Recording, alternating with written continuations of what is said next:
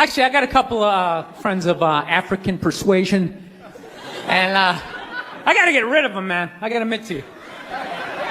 I'm finding I'm spending too much money on clothes hanging out with them. Because I gotta, like, fucking try to keep up with their wardrobe. It's like every time they go out, they got all brand new shit on. All brand new shit. So when I show up with my white version of brand new, which is, I basically, I ironed the shit, right? I ironed it, right? It's new. They just start trashing me. I can't keep up with them, man. They got like fucking 58 pairs of sneakers. Ever notice that shit? Like every color fucking Timberland? And I don't give a shit what fucked up color their shirt is. They got a pair of shoes to match it and a hat. It's like a rule or something. They're the worst. Even when you wear some new shit, there's like some sort of rule that you gotta like space out the amount of time within which like that you wear it. Because God forbid you wear the same shirt within a 10-day period, one of them's gonna notice. All of a sudden just look at you funny like, this motherfucker's got the same shit he had on last Tuesday. And then the whole car's like, oh shit! Then everybody just starts making fun of your fucking clothes. First they do the math, like what was that, 5 days ago? 5 days? This motherfucker got 5 shirts! He got 5 shirts! And they start breaking it down. Yo, his first shirt be saying Monday, next shirt be saying Tuesday. Yo, on the weekend, he ain't been wearing no shirt.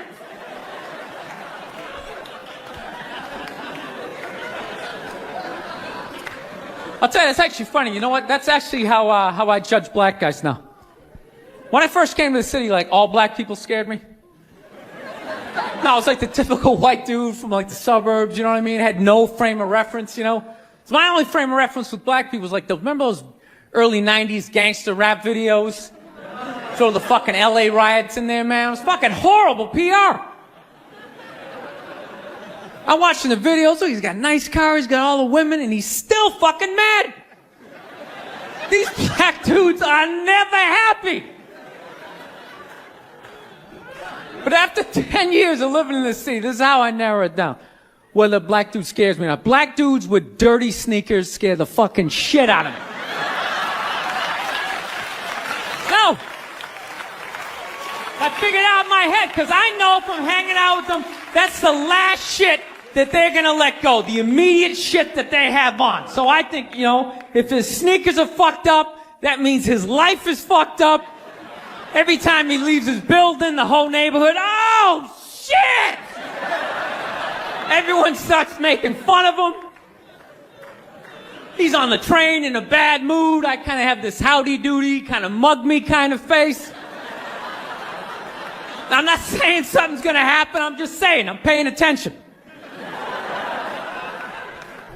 So I've been seeing this girl recently, this black girl, right? She lives up in Harlem, you know, gone out like 3-4 times, you know. First time we hung out in like the Village area in New York, you know, which is sort of like a racially mixed area. So shit was cool, you know what I mean? Second time we hung out was more like Midtown, you know. Then the third time, she called me at like 3:30 in the morning, and she wanted me to come up to her apartment, right? So it's 3:30 in the morning, she lives in Harlem, I look how I look, so it's a fucking situation.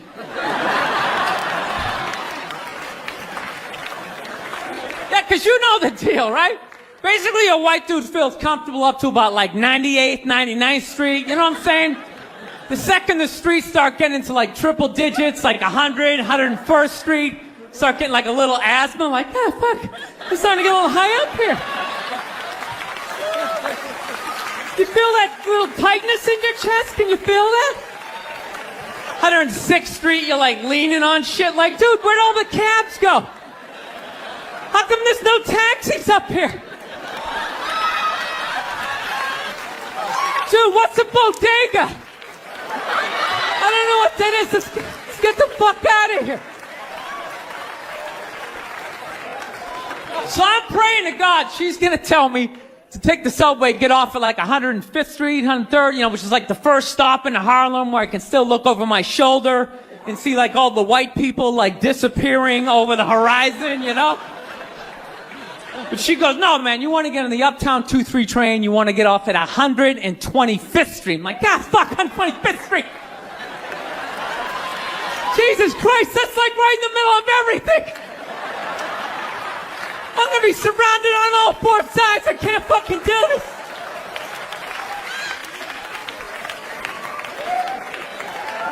So, at this point, I'm really trying to hide like the bitchy tone that's starting to creep into my voice, you know? And I'm trying to ask for really specific directions for when I get up there, because I want to know exactly where I'm going. So she starts naming the streets I have to go down, and every other street up there is named after like a black leader, you know? She's like, make a left on Adam Clayton, take a right on Frederick Douglass. I'm like, God, fuck Adam Clayton. Yo, dude, go on the internet, look up Adam Clayton. Did he kill a bunch of white people during the slave revolt? Dude, I ain't going up there till I know what Adam Clayton said. Fuck this shit. So at this point, I'm really having a battle with myself. Because I'm thinking I can't do this, right? I'm like, I can't do this, but my dick's going, no, come on, man, we can do this, all right? Just relax. Pull yourself together and get on the goddamn train, right? So as always, I listen to my dick. Oh yeah, I get on the train.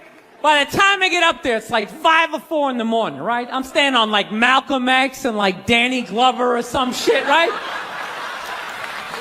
I don't even know where the hell I'm at. When I see the street I want to go up, I want to go up St. Nick. I can literally see her apartment building, but there's like 5 or 6 black dudes standing right on the corner, right where I want to walk by. So I'm like, fuck! I felt like I was on like some reality show at that point, like some sort of like white guy survivor. It was ridiculous. So I'm thinking, I gotta walk right by these guys, right? You know what's funny? I think that they were actually more surprised to see me than I was scared, you know? And I was really, really scared, you know? But I'm also really, really white, you know? Like shockingly Caucasian. You know what I mean? Like if you're not ready for me, I can like surprise you. Now, especially if you live up there, you've probably seen a white person for hours, possibly days. So when I show up, it's almost like magical, like a leprechaun came out of nowhere, you know? Felt like I should have like a little pot of gold, like a rainbow behind me. Top of the morning to you, latte. Just kind of dance my way past them. But it's been going all right, you know? Once I get in her apartment, I'm fine, you know? I relax, sit down, you know, watch a hip-hop countdown. Pretend like I know the groups, you know what I mean? It's just getting there that's a fucking pain in the ass. But, you know, I don't get mad at it, because I figure, you know, black dudes got to go through the same shit, though, right? When you go out to the suburbs, go fuck a white girl, right? Just that same awful feeling of just leaving your people behind, you know, just less and less of you as you're fucking driving out there. Probably start off lean and you're all fucking cool. 20 minutes in, you're driving like 10 and 2, the radio's off. Like, dude, I don't like this shit. I don't like this shit at all.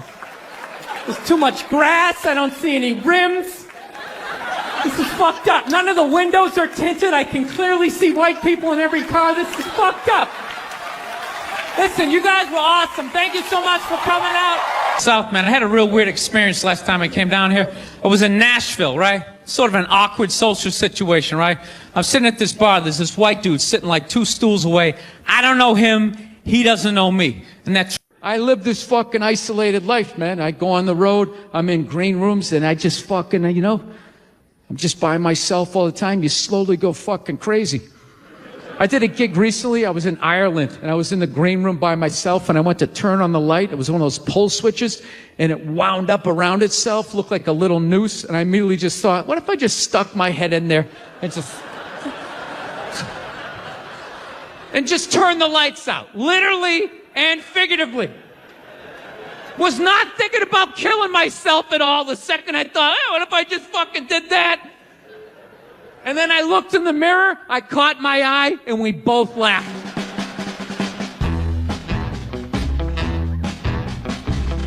But you know one of the big things that really made me feel old was when McDonald's started making salads.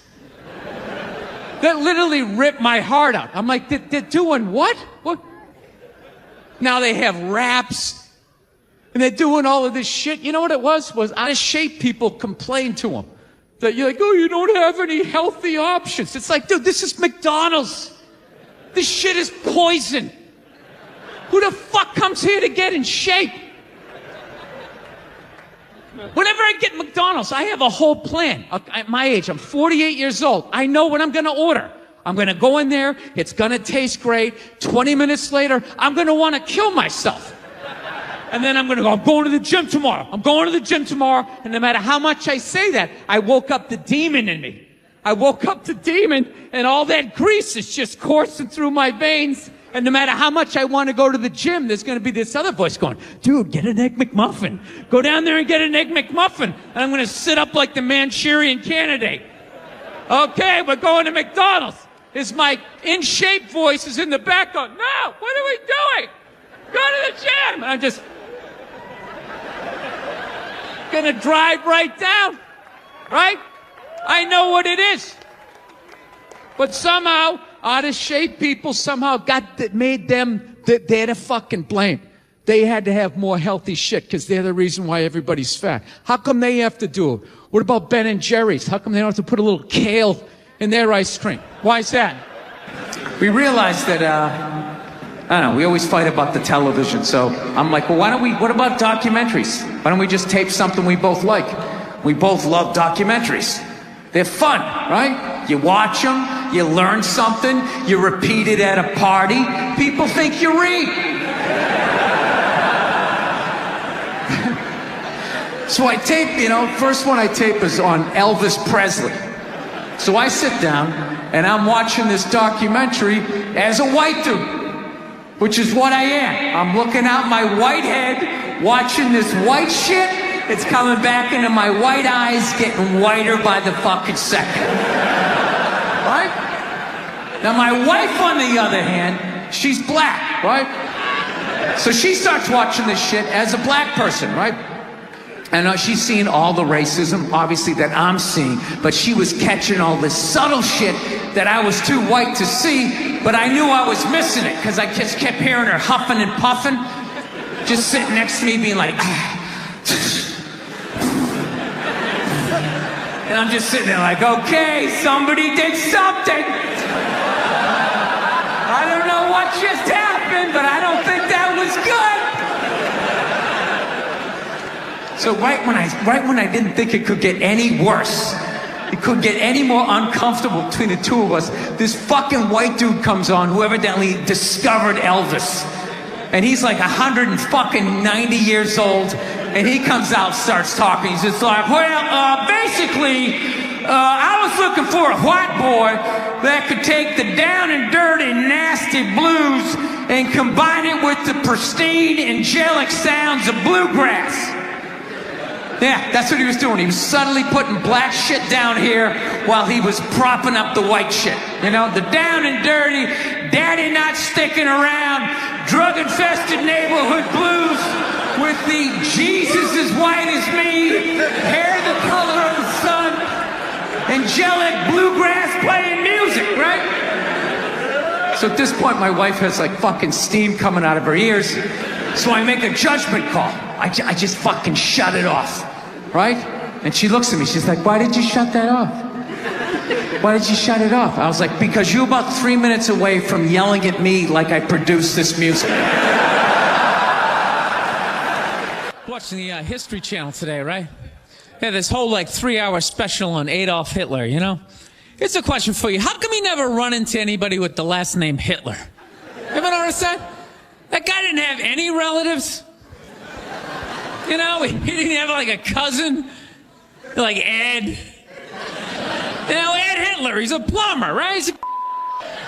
Shows up to work on time, you're a little late, he covers for you. You know he had relatives. They all had to change their last names. I'm fascinated with that level of evil, right? Like, you're so evil, they have to retire your name. Like, that's it. It's over. Shut it down. They just take your name out of that baby book list of names. Just erase it. Think about it. For the rest of the time, no one's going to have a beautiful baby and be like, you want to call him Adolf? Is everybody cool with that?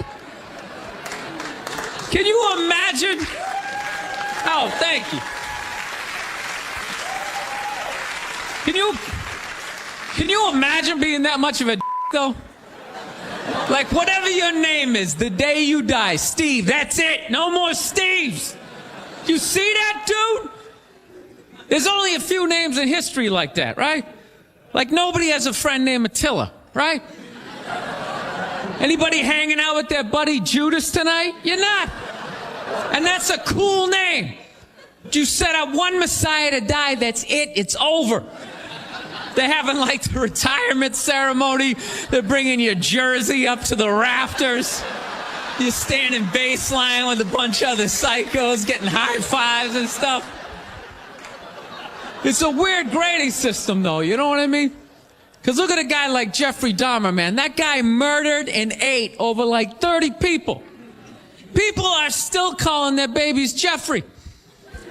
He must have been pissed. It's like, dude, how many people do I gotta eat to get a little damn respect around here?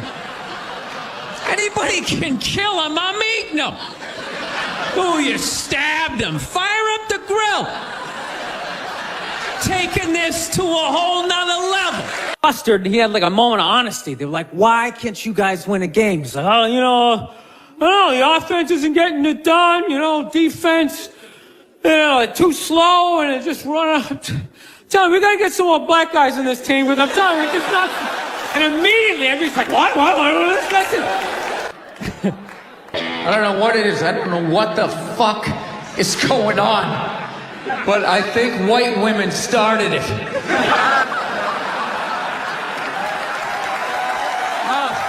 It's the worst.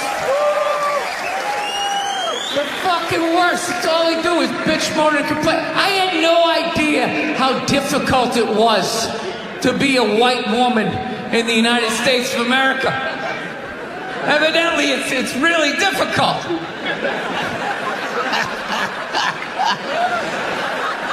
Yeah, they're always bitching. Do you have any idea what it's like to be me?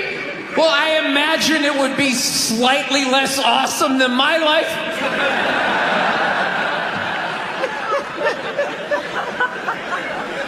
What happened to you today, sweetheart, huh? Did they not chill your rosé? Was the trolley not running down at the mall? What happened?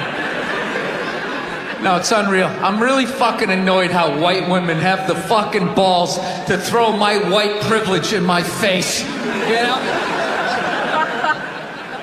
Sort of separate themselves from these white males with their white male privilege. It's like, bitch, you're sitting in a jacuzzi with me. The fuck are you talking about? Quit your fucking whining. You know what? You're full of shit. You are.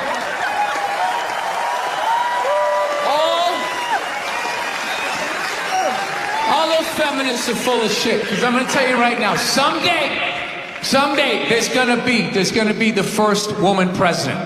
All right? Which means you don't even know what her fucking platform is, and you automatically cheer. It's got the same genitalia. I'm telling you, they're not smart people. Feminists, they're not as smart as they're coming off. I'm telling you. Someday, there's gonna be. By the way, this is gonna be my last show ever. By the time this fucking thing comes out. Someday, there's gonna be the first female president, which means there's gonna be the first male first lady. Right? And you wait, you fucking fucking wait. The first time that dude opens his mouth about some political shit, you watch all these feminists throwing me. You shut the fuck up. You shut the fuck up. It is her time now. It is her time. She was elected, not you. Go pick out some plates, bitch. You are the first lady. South, man, I had a real weird experience last time I came down here. I was in Nashville, right? Sort of an awkward social situation, right? I'm sitting at this bar. There's this white dude sitting like 2 stools away. I don't know him. He doesn't know me. And that Terrell Owens story was in like sports news. So I try to make conversation. I'm like, man, look at this guy. This guy just signed a $40 million contract. He's already bitching, man. How much money do you need to make? And the dude looks at me. He's like, you know what I say? And then he looked over his shoulder, which I now know is the telltale sign that the N-word is coming, and it's coming hard. Oh yeah, it's not going to be pronounced with the A, it's going to be with the R, and he hit the R, he like stuck the landing. There was like a dismount, Klan members high-fiving in the background, like doing the wave. Just out of nowhere. So now, immediately, I'm looking over my shoulder like, dude, what the hell are you doing? You know what I mean? I'm waiting for like this hail of black fists to come raining down on top of me. I hate when people do stuff like that. That dude made me part of like a potential ass-kicking that I had nothing to do with. You don't do shit like that. He just had that word, hot potato, just threw it in my lap. Like, trying to pass it down to the next white dude. I hate when people do that, man. You know, it's like, dude, feel me out first. Ask some questions. Do you like to fish? Have you ever fucked your sister, right? I start rattling off answers, then you go old school. You give me a pamphlet, you tell me about your militia. Don't just dive into it. That dude was one of the angriest people I ever met. I should have known that word was coming, because he was just watching Terrell, right? And anytime I would bring up, look at man, that guy's talking trash, he would just like flip out. He won't shut up! You know, those people get like so mad they're not even looking at you. Their eyes are up. You just shut up and play the game. You know what's funny? I don't even like Terrell, but now I love the guy. Because every time I see him talking trash, I know this idiot in Nashville is just losing his mind, like kicking over his kitchen TV. Shut the fuck up!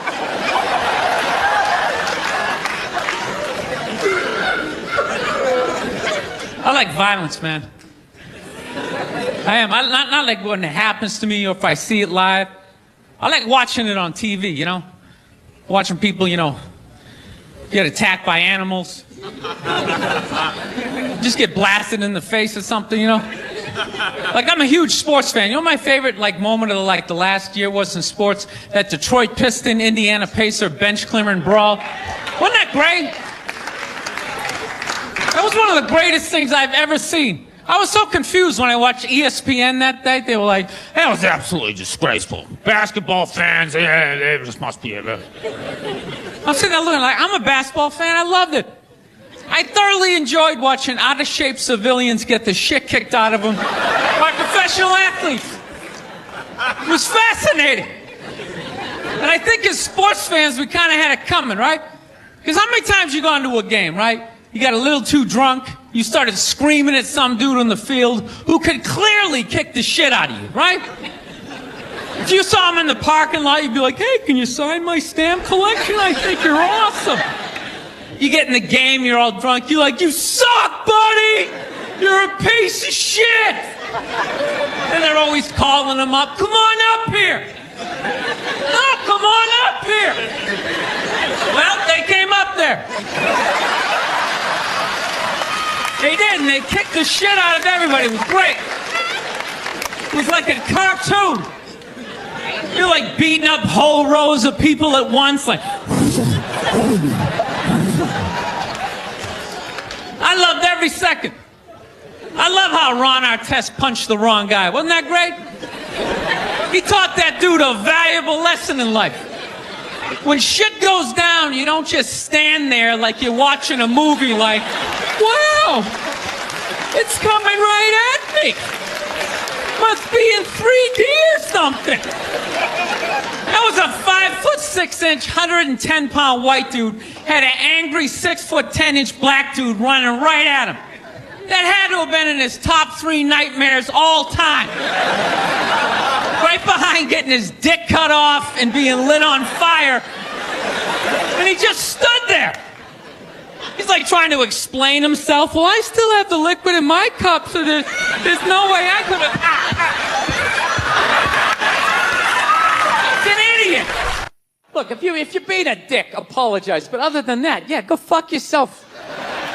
Yeah. Everybody getting in trouble. Like a bunch of children.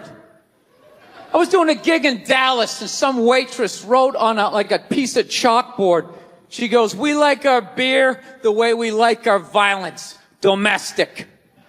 All right? Yeah, I gotta tell you something. That's a great fucking joke. There is zero fat on that. You need every word of that joke. You take one word out, it doesn't work. Perfect joke. So whatever, nobody gives a shit. One person comes in, they don't like it. They ask the manager to take it down. He's just like, hey, that's our sense of humor here. Have a beer, go fuck yourself. That's what we're doing. So she takes a picture of it, she puts it up on Facebook, and all of a sudden people start complaining, and they fired the manager and the waitress. Because of that. Yeah. I don't understand. What do they think's gonna happen if somebody reads that joke? You're some guy who would never hit a woman, Would never hit a woman. You can't hit women. You can't. You honestly cannot. You ever see how they fall? They fall like toddlers, It's like they never fell in their life. They never put their hands out.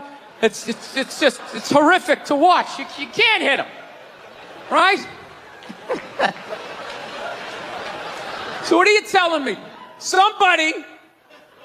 You're telling me someone who never hit a woman is gonna come walking in, read that joke, just be like, wait a minute.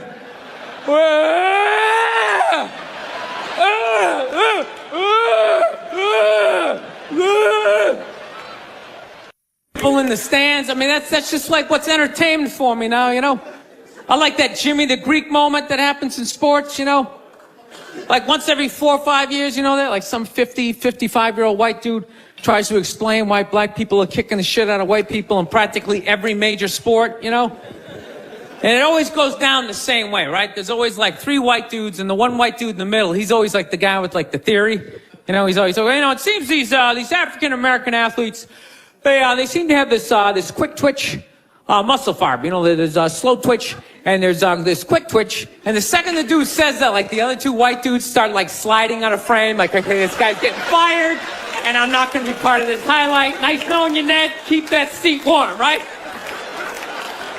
And the dude in the middle, he's just like hell-bent on getting fired. He starts like bringing up slavery. And evidently they were breeding the strongest man with the strongest woman and that quick twitch.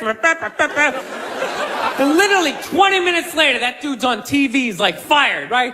He's crying. His family's standing there. He's got like a box of shit from his desk with like an Emmy sticking out. He's like, I don't know what I said. I was just talking about the quick twitch and the slow twitch. And I wasn't just trying to make a point. No, I love that. I love seeing people mess up their careers like that. It's just funny to me. Plus, I gotta admit, as a white dude, on some level, I have to believe in that theory, because it's like, are white dudes that bad at basketball? I can't even watch the NBA anymore, man. It's like every highlight, the white dude's like that, the black dude has like his nuts in his face. Fucking, I'm just sitting at home like, for the love of God, tackle the guy. Jesus Christ, get out of the way. Do you ever get tired of those 2 nuts flying over your head?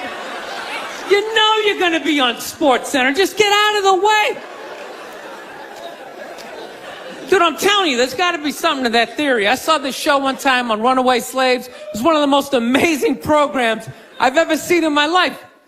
Dude, when you ran away as a slave, you just didn't run to the end of the driveway and be like, fuck that job. Just start walking down the street.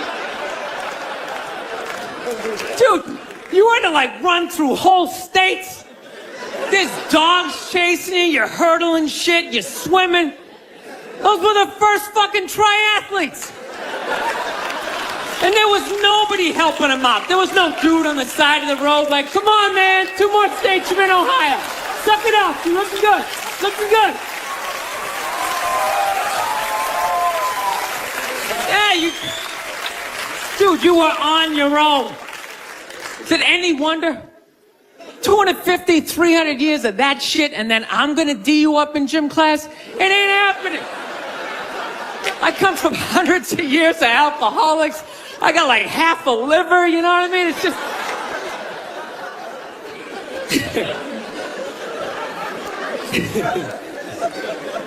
You know what's funny to me about that stuff? You can't even like, you know, I obviously know that theory is crazy, but it's just like, you can't even bring up how well black people are doing in sports. Everybody gets all weird about it, which I don't understand because it's like a compliment, you know? Like, feel how weird it is right now. You know, I just brought that shit up. I'm saying something good, right? I saw a coach get in trouble for that shit. Like, his team was like 0-6 or something. They just couldn't win. And every week the press was just getting on him more and more and more, right? And the dude, he was just like flustered. And he had like a moment of honesty. They were like, why can't you guys win a game? He's like, oh, you know, the offense isn't getting it done. You know, defense, you know, too slow. And it just run out. Tell me, we got to get some more black guys in this team. Because I'm telling you, it's just not. And immediately everybody's like, what? Listen. Everyone started freaking out like they had no idea what this dude was talking about. It's like, are you watching Sports Center? Or do you see the Olympics? Like, I love the 100-meter dash, right? There's always like 9 black dudes and that one token white guy in like lane 8. And I'm just sitting there going, come on, man, one time. Just one time. Just win the bronze. Just do what you gotta do. The white dude always stays with him till like the first turn, then he like fucking blows out his hammy. Those other 8 black dudes are like, where's that white dude the next Olympics? He's like up in the broadcast booth, his career's over. He's like a commentator. Yeah, it's gonna be a great race. Still can't feel my fucking toes, but I'm telling you. No, I don't get it. It's like a compliment. We're saying you're fast. That's a good thing, right? People start all freaking out. Oh, you're acting like that's all we can do. You're saying we can't be scientists. No, we're not. All we're saying is if there was a race to the microscopes, you fuckers would win. We're just saying that you're fast. You get there first. Your lab coat would be flapping in the wind. I get there like 3 minutes later, all cramped up. What are you looking at, bacteria? No, you go first. You just go first. Jesus Christ. That was a Volvo. The guy ran by a Volvo in street shoes. I've never seen that before in my life. No, I get into those arguments all the time. All the time. Friends of mine will be like, well, how come anytime a black athlete does something, they say it's an athletic move? Anytime a white athlete does it, they say it's an intelligent move. And it's like, well, fair enough, man. It just depends on what you're doing. You know what I mean? It's like, you know, if you read a defense, white or black, that's an intelligent move, right? But if you take off from the foul line, jump over 9 other dudes, and throw the shit down, those other 9 guys aren't standing there like, fuck, why didn't I think of that shit? Here I am dribbling around, guys. I think that's some superhero shit. She had like a cape flapping in the wind with a big S on your chest.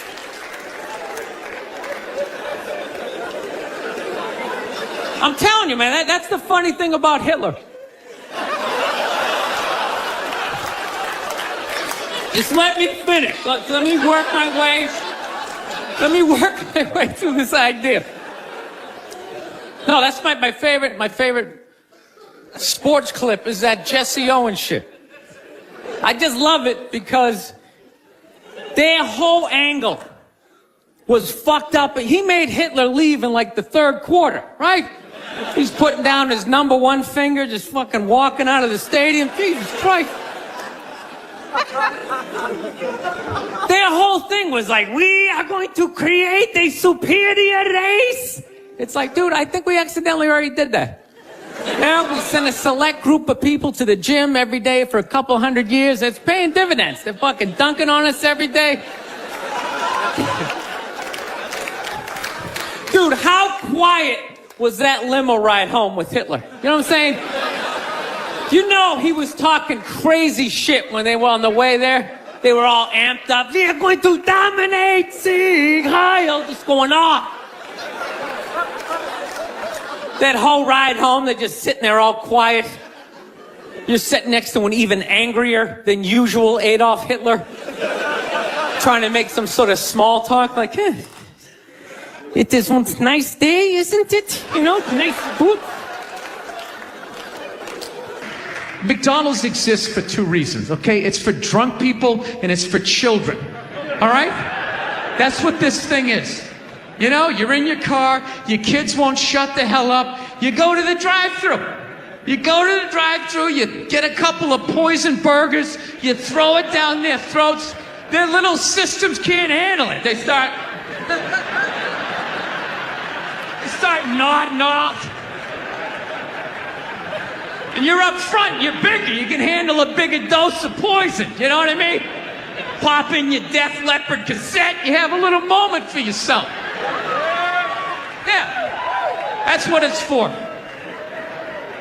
It's for your kids, and it's for drunk people. Like, how many times have you driven out to a bar going, I'm just gonna have one, all of a sudden you had like 11, right? And you're hammered, and you're thinking, but you're responsible. You're drunk, but you're responsible. You're like, God damn it, I drove my car here tonight. God damn it, I'm driving it home, all right? I'm not gonna burden this place of business by taking up a parking space in this completely empty parking lot for the next 6 hours. Now, I am not advocating drinking and driving, but I will tell you, there's nothing better than when all your friends and family know you're hammered. There's nothing better than that walk to the car. It's incredible. Women are screaming, people tearing at your clothes. You feel like you're in the Beatles. Oh my God, no! Stop! And you're like, no autographs. I'm sorry, I have to go. I'll be back. Get him off me.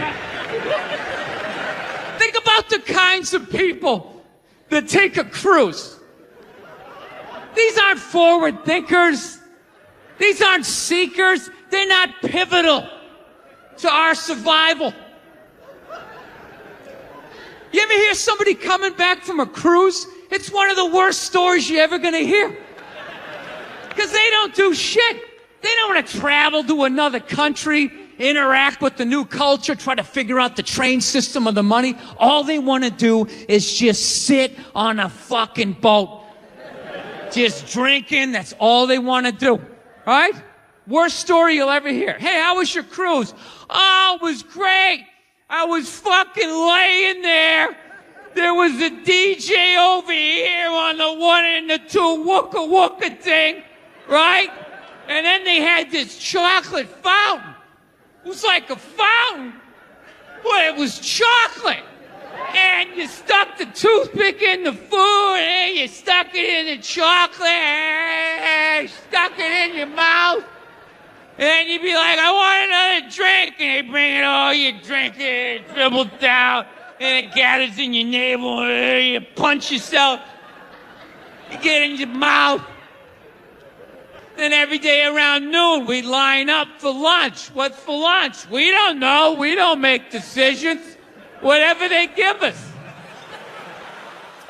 Yeah, I grew up in a very, angry time. You know, you were afraid of your dad's dad. I talked about this shit before, but I'm still working through it, so just bear with me.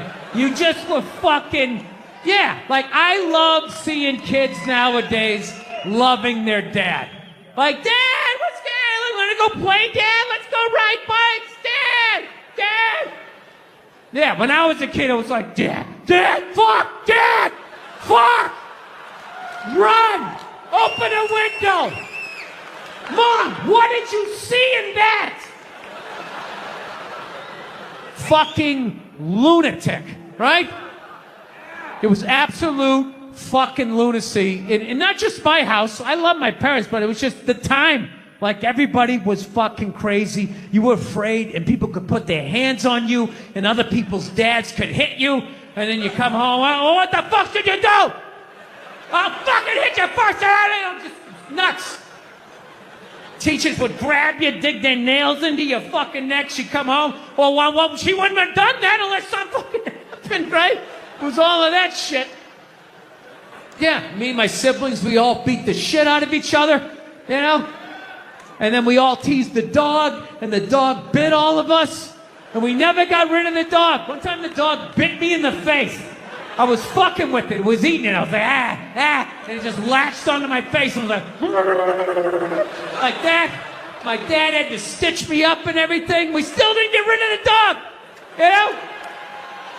He's a good dog. He had a moment. Jesus Christ. Well, Jesus Christ, you shouldn't have put your goddamn face down there. There's a fucking dog there, right? So I'm on the road, right? I'm in Reno. Great gun town.